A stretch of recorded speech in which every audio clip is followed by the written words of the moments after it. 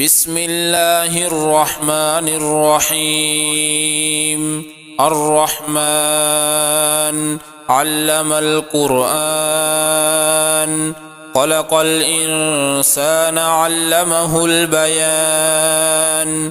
الشمس والقمر بحسبان، والنجم والشجر يسجدان. والسماء رفعها ووضع الميزان، ألا تطغوا في الميزان، وأقيموا الوزن بالقسط ولا تخسروا الميزان. والأرض وضعها للأنام، فيها فاكهة والنخل ذات الأكمام، والحب ذو العصف والريحان. فبأي آلاء ربكما تكذبان؟ خلق الإنسان من صلصال كالفخار، وخلق الجان من مارج من نار. فبأي آلاء ربكما تكذبان؟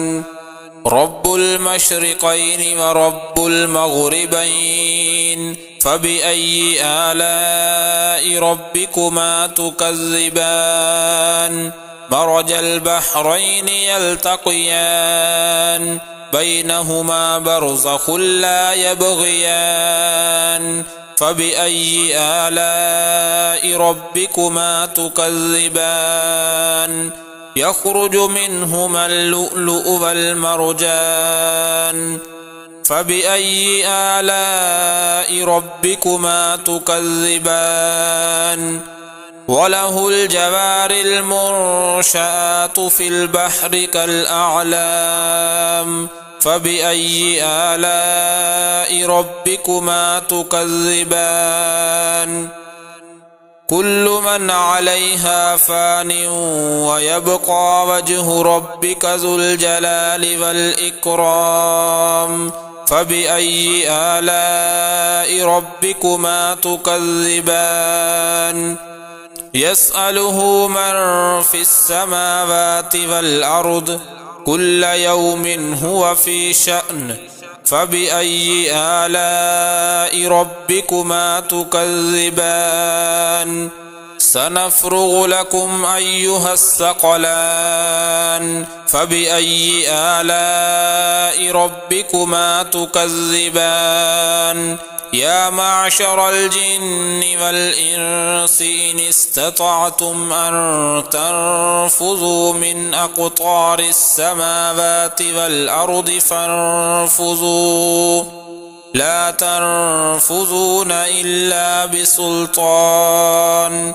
فبأي آلاء ربكما تكذبان؟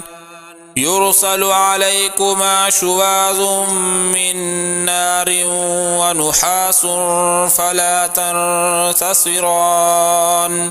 فبأي آلاء ربكما تكذبان؟ فإذا انشقت السماء فكانت وردة كالدهان. فبأي آلاء ربكما تكذبان؟ فيومئذ لا يسأل عن ذنبه إنس ولا جان. فبأي آلاء ربكما تكذبان؟ يعرف المجرمون بسيماهم فيؤخذ بالنواصي والأقدام. فبأي آلاء ربكما تكذبان؟ هذه جهنم التي يكذب بها المجرمون، يطوفون بينها وبين حميم آن. فبأي آلاء ربكما تكذبان؟ ولمن خاف مقام ربه جنتان، فبأي آلاء ربكما تكذبان ذواتا أفنان فبأي آلاء ربكما تكذبان فيهما عينان تجريان فبأي آلاء ربكما تكذبان فيهما من كل فاكهة زوجان فبأي آلاء ربكما تكذبان متكئين على فرش بطائنها من استبرق وجنى الجنتين دان فبأي آلاء ربكما تكذبان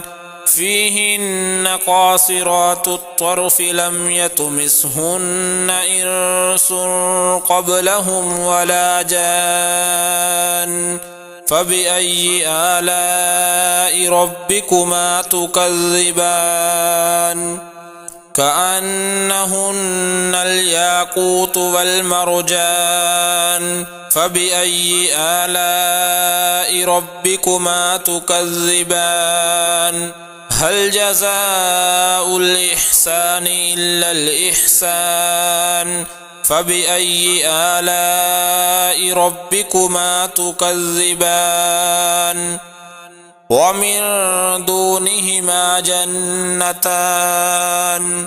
فبأي آلاء ربكما تكذبان مدهامتان فبأي آلاء ربكما تكذبان فيهما عينان نضاختان فبأي آلاء ربكما تكذبان فيهما فاكهة ونخل ورمان فبأي آلاء ربكما تكذبان فيهن خيرات حسان فبأي آلاء ربكما تكذبان حور مقصورات في الخيام فبأي آلاء ربكما تكذبان لم يطمثهن إنس قبلهم ولا جان